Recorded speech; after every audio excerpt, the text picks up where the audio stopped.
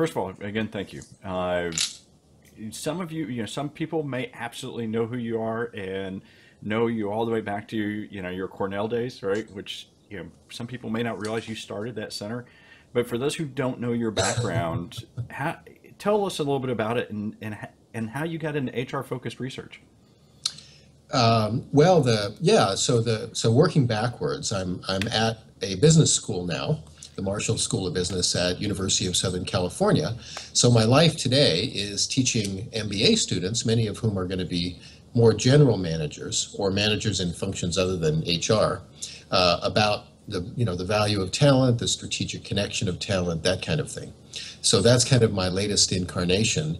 And then before that, I was at Cornell for about 22 years, and I came there right after my PhD. So that was a wonderful startup experience. As many of your listeners, viewers will know, Cornell's School of Industrial and Labor Relations is probably the one of the most productive institutions in terms of turning out future CHROs. And many of the CHROs of leading companies have a connection as an alum or a connection back through an alum, something like that. And you're right, I was privileged that while I was there was a group of us that were interested in starting a center, the Center for Advanced Human Resource Studies, and I was among the founding group. And then over time, many of us served as director, and I was privileged to follow folks like Lee Dyer and George Milkovich and others. But I did have my stint as the center director right before I left there. And then pre-Cornell, I got a PhD at Purdue University in what was kind of industrial relations and labor economics, as well as industrial psychology. But on the way, I got an MBA. They had a one-year MBA program there. So I basically went through the MBA program with other MBA students, and then went on to the PhD because not only the qualification, but I wanted to get the perspective of a general manager before I went into HR. And I got some wonderful advice as an undergraduate, actually, in New Mexico from my mentors that said you should really make sure that you understand the business. You should make sure that you get a degree that's deep in quantitative analysis and numbers, and that's where the future of HR is going to be. So they were quite prescient about the future of the profession, and I was lucky enough to run into them literally as an undergraduate student in my hometown of Las Cruces, New Mexico, and they really helped me to set myself on what's turned out to be a pretty good path. So thanks for asking. Yeah, that's fantastic. And so now, aside from your teaching, you also publish a lot, right? I mean, you're a regular contributor to CFO Magazine, and as a result, you get to interact with a lot across the HR profession, and also those who work with the HR profession, like CFOs. So, what are some things that the HR profession is doing well right now, and then what are some things that you would say we need to adjust on? Yeah. Well, I think I've been talking a bit and writing a bit, kind of around a couple of themes that are relevant to your question. The title of one article I just did for Organization Dynamics with others in the Center for Effective Organizations, which is another institution I'm now a member of. It's kind of an internal think tank to the business school with Ed Lawler and Sue Mormon, Chris Worley, Alec Levinson, and others, Jerry Ledford and others. And basically, the title of that article that I wrote for our special issue was an estimable profession, but in danger of being outpaced by change. And so I think that HR as a concept and HR in practice is often regarded quite positively by our constituents. Now, there's certainly plenty of data to suggest that there's also a lot to improve. But what strikes me is how often I encounter CFOs, CEOs, leadership teams that can't tell me enough about how impressed and how positive they are about HR. In particular, HR is embodied in their chief HR officer, whom they will often tell me is the only C-suite leader that has unlimited access to them. They have an office next door. This is a person I rely on for the really tough gut decisions, that sort of thing. So, and I think HR is also estimable in the sense that it has definitely improved in things like its delivery of some of the operational elements, whether using technology or shared services or something like that. So I think there's a great deal to be admired in the HR profession. That said, it's an interesting paradox right now, and this is why I sort of said maybe outpaced, because there's also significant amounts of data from almost every survey you do that when you put future challenges in front of C-suite leaders, like a totally interconnected world, or a world where social inequity is going to need attention by corporations, a world of total transparency of data, a world of massive amounts of big data being generated every minute, all those kinds of things, and we could name maybe 7 or 8 others. When you start the conversation with those things, and you ask a question like, do you feel your organization has the capability to, sorry about my background there, do you feel your organization has the capability to meet them? And I think this is true, you can see it in any number of surveys, they basically say, I'm not sure. And so I think they are quite pleased with the HR profession they're getting. I think they've grown up expecting certain things from that HR profession, operational excellence, delivery of services. I don't know that they connect their fear of being unprepared for some of these trends with the potential for HR to help them address it. And I think if they did, they would, I guess I'll say, they'd probably be a little less pleased maybe with what they have, but also maybe more interested in challenging the profession to step up and help them with those challenges. Very interesting. And so, and you mentioned about transparency of data, right? So there's a whole lot of effort going on, and I've written about it a lot, and there's been a lot of other Yeah. people writing about the Global Reporting Initiative, the SASB. So there seems to be some effort to get more transparency and kind of change what the financial reporting metrics are, and inclusive in that are the HR metrics. And it's been kind of a slow evolution. The EU Parliament worked on it last year, but you're a lot closer to that. What are you seeing from a U.S. perspective, that social transparency occurring? Yeah, it's a good question, and I appreciate your giving me credit for being a lot closer to it. I've certainly written about it, but if you look carefully, I've usually written about it with people that are a lot smarter about it than me. And so, I have a colleague, David Creelman, for example, who's in Toronto, who has been very close to this issue, much closer than me for a long time, and has literally worked on some of those standards and worked on some of the reporting. And if folks go out and look up my writing on that, they'll see that David Creelman is a significant partner of mine. Okay. And then the other person that I've written a lot about this with is Wayne Cassio.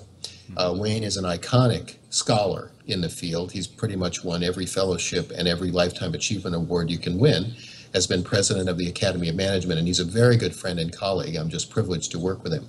Now, Wayne has been devoting, just immense amount of time and effort personally to chairing global commissions on measurement, to advising professional associations like the Society for HR Management on that. So through those two, and I don't want to put words in their mouth, but I've been able to write a little bit about this. And I think the pattern that I see is that, first of all, the idea of somehow providing measurements or measurement logic to the world of to the world of financiers, the world of investors, the world of external people who are looking to predict a company's health and performance. I think the idea is terrific, and it's not a new idea. It's been part of sustainability reporting for a long time. It's been part of corporate social responsibility for a long time. So I love the idea that we should be able to provide outside observers with, I would say, more a logic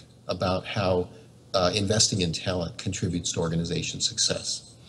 The temptation is to do that with measurements. And I think right now our measurements tend to be less sophisticated than I think the logic needs them to be. And the logic tends to be less connected. So the list of measurements are often the ones that we've always been able to generate. Turnover rates, engagement scores. There was a proposal some years ago to sort of have a measure of the bench strength of the leadership team, the risk of key people leaving, that kind of thing, some of which is already embedded in some of the accounting reports. A lot of budgetary stuff about HR. What do we spend on training? What do we spend on people? What's our budget for compensation, incentives, et cetera? And for me, I think there's two things. One is that those measures tend to appear without a really great logic to interpret them. So is high turnover a bad thing or a good thing? Well, we've known for decades, and certainly I wasn't the first one to say it, though I've written a bit about it, that the answer is kind of complex. It's like saying, are high levels of inventory a good or a bad thing? It really depends on the situation. So for me, I think what's happening is when you propose a set of measurements, it's pretty easy for the world to see that they don't really know how to interpret them. And so I think it's kind of an uphill battle. And what I've written about is to say maybe we drop back and we begin to create a sort of accepted logic about the way that human capital adds value, kind of like a financial theory of the firm, only for human capital. And we develop our measures based on that so that I'm a big proponent that measurement should educate and should enhance decisions than just describe. And so I'd love to see us use the reporting of employee turnover as a way to educate the world about when turnover is a good thing and when it's not. And I think that's the connection I'd like to begin to see. And I think we're starting to see some of these measurement organizations and standard setting organizations begin to move in that direction, to first lay out a logic model and then say this is how the standard works within it. Very good. And so, since you do get to work with a lot of companies, I mean, I know you also have the privilege of doing a lot of consulting. So, unless you're able to name who they are, what are some HR practices that you've come across where you've gone, these are really amazing HR? This is very, very innovative. This is very unique, and something that maybe our listeners can do. Yeah, so I think I'm working on a couple of things right now that I'm writing with companies, and so I'm assuming that I can talk about that since we're pretty close to getting those things into print. And so first of all, let me say there are any number of organizations that are doing really interesting and innovative things, and like you say, I have the privilege of working with some of them, but also the privilege of having a job where, guests like you do, we can kind of observe the really great work that these people are doing and get a chance to write about it. I'm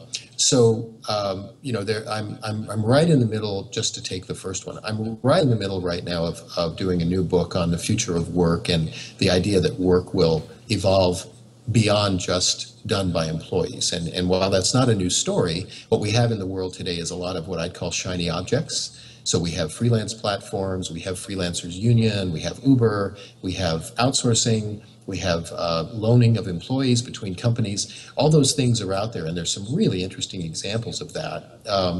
And I think what it is, it doesn't coalesce yet into a pattern for organizations. So a lot of the leaders I'm looking at are saying, well, okay, so tell me when I should use a freelance platform. Tell me when I should lend my employees to another organization. When should I use contests? When should I use crowdsourcing? And I think what I'd love to see is the HR profession step up and say, we're going to be the profession that helps you optimize that. We're going to help you. So maybe it isn't a pure freelance platform model. And maybe it isn't either or. Maybe you start doing contests internally, like the platforms do. And so that's kind of the gist of the book. And again, I'm privileged to be writing that with Robin J. Suthasan, my co-author at Towers Watson, and David Crewman, who I mentioned earlier. Okay, so let me talk a bit about an example in that book.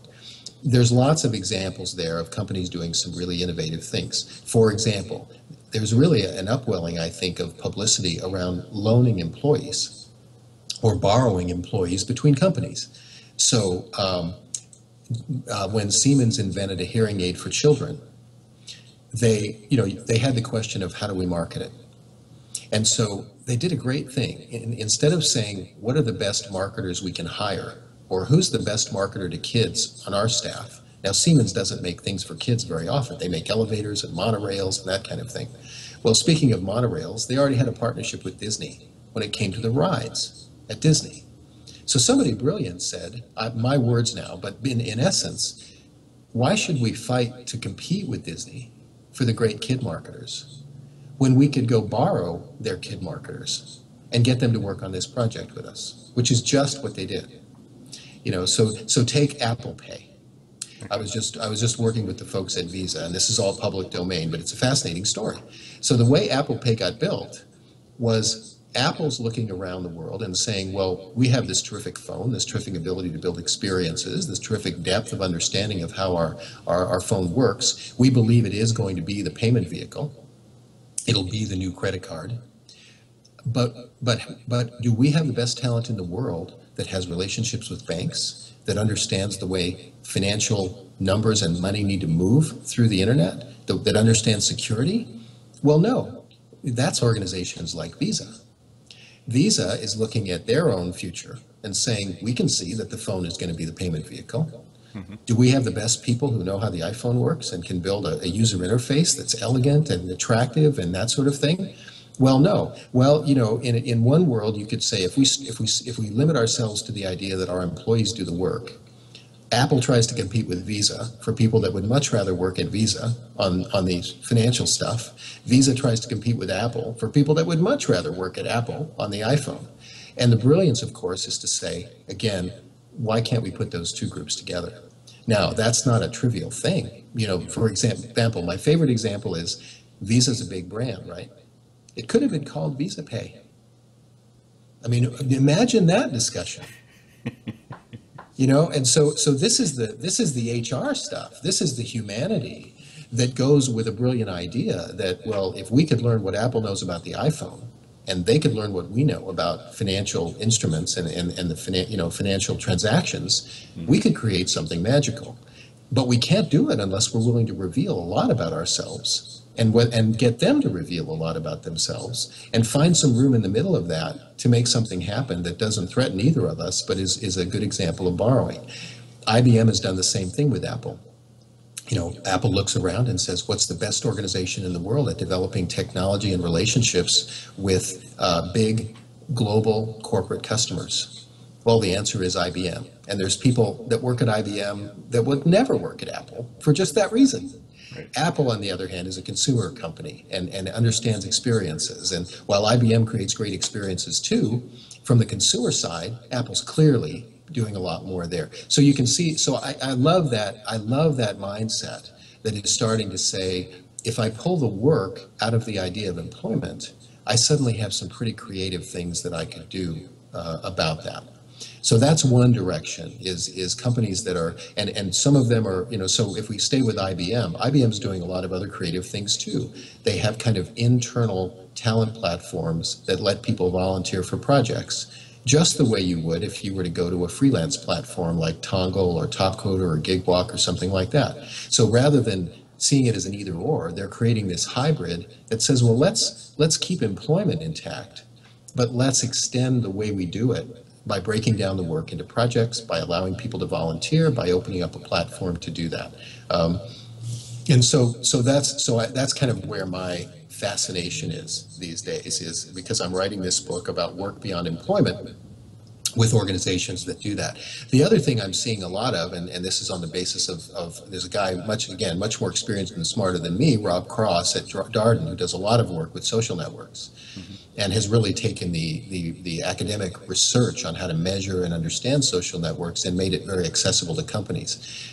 So Rob, any number of organizations have kind of begun to shift their thinking from a strict hierarchy to the idea of a network.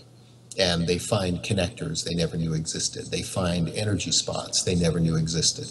They find people in the network that are overloaded because the informal requests they're getting are really heavy, and you'd never see it in the hierarchy. So that kind of brings me over to a company called Juniper Networks, and my good friend and colleague Stephen Rice, who's the head of HR there. And Juniper, for a long time, has been pulling in those kind of innovative ideas, things like networks, that's one. Things like boundaryless leadership. There's a guy who works there named Chris Ernst who has written a book about that. Things like the neuroscience work that David Rock does.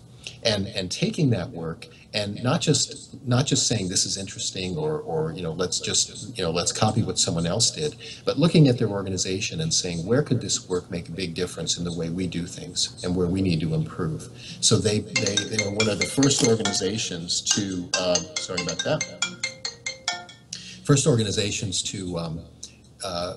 effectively kind of remove performance ratings. And it was kind of based on some findings from the neuroscience of what happens when people are rated, et cetera. They've done a great deal of work with Rob Cross on networks and discovered a subset of their employees that are the key connectors throughout the organization. And they use them in their change process rather than just trying to cascade it through the levels. So you get the idea. And again, I could just go up and down Silicon Valley talking about organizations, legacy organizations, new organizations, et cetera. And then I can also go to the East Coast and overseas as well. There's just a lot of this kind of innovative thinking going on, and lots for people to see and borrow from. So I wouldn't want to say these are the exclusive ones, but you get the idea of the kinds of things I'm seeing. I think a lot of it has to do with breaking paradigms. Thinking about the organization as a network instead of a hierarchy. Thinking about the nature of our performance discussions as an attempt to feed into the natural neuroscience kind of positive elements of people rather than just an administrative activity. Thinking about work beyond employment and rethinking things like reward and careers and sourcing to reflect the idea that we could do that. That's fantastic. So and so this leads perfectly and again I really appreciate your time into the last question that I ask everyone I interview, which I have the privilege of also teaching people that are in the HR profession or people getting into the HR profession. Mm-hmm. And so what given everything that you just said about all the paradoxes changing, the definition of employees, and what advice would you give to someone starting out new in HR? Yeah, and it's a question we all wrestle with as educators. And actually, let me say what's very gratifying to me is how actively the question is being wrestled by this current, let's say the current level of HR leaders. I mean, I don't interact with every chief HR officer, but almost all the ones that I interact with, let's say it's about 50 of them, from companies big and small, et cetera, they're all aware that this question, it's not that the talent that HR has isn't great, but they're all kind of aware of the need to wrestle with how to make sure that talent is prepared for the future. How do we create a pipeline of talent that's going to be up to the challenges and be ready to embrace those challenges? How do we create a profession where leaders look at it and say, oh yeah, this is exactly the profession that I'm going to go to for the answers to some of these paradoxes. And so I don't have the answer necessarily, but I think, I'm now in an MBA school. I'm teaching general managers. I think we've often said you need to know the business, and I think that's true. Increasingly, what I'm finding is, and I wrote about this in a book called Retooling HR, but I think it's becoming more and more apparent to me. It isn't just know the business and then apply HR disciplines to it. It's understand how the business thinks about itself. So if you're in a consumer goods organization, there's a paradigm about consumers, about segmentation, about product design that drives the organization, that is where people are smart in a way. These are paradigms they've developed over many, many years. And so what I encourage my MBAs to do is almost what I tell them is when your HR person comes in and they want to talk to you about total rewards, you pull out your book on product design and fitting a deal to consumers and get them to talk to you about total rewards as a product. And get them to talk to you about the segments of the employee and applicant population that they're trying to reach with that, so that you don't get lost in all the technique of HR.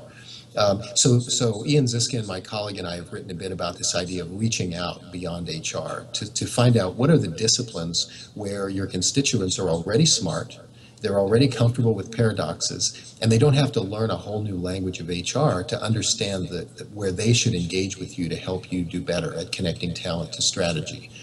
So that's one, and I think it's a bit of a nuance on not just know the business and then figure out the human capital implications, but actually understand how the business thinks about itself and see if you can translate the people stuff into that. So that's one. And I think having an experience doing something real in the organization, whether it's a sales job, manufacturing, et cetera, that's looking like a distinguisher between some of the top CHROs and the rest of the field. And I say that based on, there's a number of search firms that are doing some really interesting work where they've done assessments of all the officers of companies, and they can look at which HR leaders have kind of made it to the top of large organizations or the top of kind of well-regarded organizations. And it looks like that's another thing. So business experience is one. Another one is global awareness, global experience, not surprising. And then a third one is kind of a courage thing. And I'm not sure I'm going to put it quite right, but to me, the best HR leaders I'm seeing have had a situation where, you can think of it like betting your badge. Mm-hmm. that there's been a situation where the profession demands that they say a truth that isn't necessarily a popular truth. And many of them will tell me stories that that was a turning point in their careers, where where their leaders recognized this is a different kind of HR person here, and you know, it doesn't always end well, but very often the story is, you know, I really went at loggerheads with them because they didn't understand, and we worked through the reasoning, the professional reasoning that led me to my conclusion and led me to say, you know, with good conscience, I have to go to the mat on this one. And very often they say it was a turning point in my relationship with that team. And after that, they realized this is a profession that has, you know, the sort of evidence-based, discipline-based confidence that sometimes it says we can go no further than this. In the same way that finance would, in the same way that manufacturing would. And you need someone who can tell you when you reach that point. So, you know, I think the really interesting question, let's say those three are among some things we need to create, is how do we begin to start early with people that want to get into the profession? You know, do we start, you know, currently CHROs do come from other disciplines. Do we need to start reaching back earlier in disciplines like marketing and finance and procurement and others, and find the people that are interested in the humanity too of the organization, and see if they can bring, not just do a stint in HR, but bring their thinking to HR. Let's look at a supply chain for talent. Let's look at our total rewards as a product. Well, let's bring somebody over from another discipline and do that, and maybe they'll evolve into that kind of a leader. You know, how do we give people early experiences where you go kind of toe to toe and bet your badge a little bit? And if we protect them too long on that, they don't get a chance to do it until they're chief HR officers. Somehow I feel like, you know, maybe we could do better at preparing them for that. Fantastic. Any questions that I haven't asked that you'd like to share, or anything else that you're working on? I think you've really picked up, you know, certainly the things I'm working on. I appreciate you inviting me to do that. We've touched on a number of them, and, you know, I feel like I'm pretty visible out there on the web and LinkedIn and other places. So if people want to read about what I'm writing, I'd be flattered if they did, and let me know what they think. Yeah, you know, I think for me, people, you know, I guess you get to a certain point in your career, and this is still an extraordinarily exciting area for me. I think there's an unbelievably positive future for the HR profession. It's a future we need to step up to. It's a future that it isn't clear we'll get to if we don't create a step change. So there's a challenge there, but I also think there's a real pot of gold at the end of the rainbow, not just for HR leaders, but for organizations generally. And it kind of comes down, Franz, to this, what really got me into it in the first place. I was struck by work as one of the fundamental relationships in almost everybody's life. You know, we have, let's say, our church, we have our family, and maybe others too, and then we have this thing we call work, and people spend, you know, maybe 60% or more of their time at that endeavor. And so I think this HR profession is about creating that work experience, you know, honing that work relationship so that it has the best chance of having value all the way around. And so it's kind of on this profession's shoulders to get good enough that you get rid of places where that isn't happening, and needlessly. You know, just because a leader doesn't understand, you know, the principles of motivation, and they're a well-meaning, smart person, but nobody stepped up and said, look, you know, we can help you with this. That's what our discipline is about. This is what you're doing. You know, and I think we can, you know, I think thousands of times a day, someone is encountering a situation where if there was just great HR, their work life would be better, they'd contribute more, they'd be better aligned, and their organizations would be better. So all this stuff that you do and that I do and that I do with leaders, what's in my mind is thousands of people every day doing the work that they do, and somehow their lives get a little better because of what you do, because of what I do, and maybe in particular because of what all those HR leaders do. Hi, again, this is Franz Gilbert, and I really hope you enjoyed today's podcast interview. And as I had mentioned, this was really exciting for me, and I truly appreciate your feedback. So you've got a couple different ways to get a hold of me. One is obviously go to my website, www.franzgilbert.com, and that may be where you're watching the video right now. Or you can email me at franzgilbert@gmail.com. And please let me know, are there other people that you would recommend that I interview? Or do you think you would be a great person to interview? I'm always looking to meet amazing people that are doing really amazing things in HR. So please let me know. And because I love HR so much that my job is to help give you the things that you need.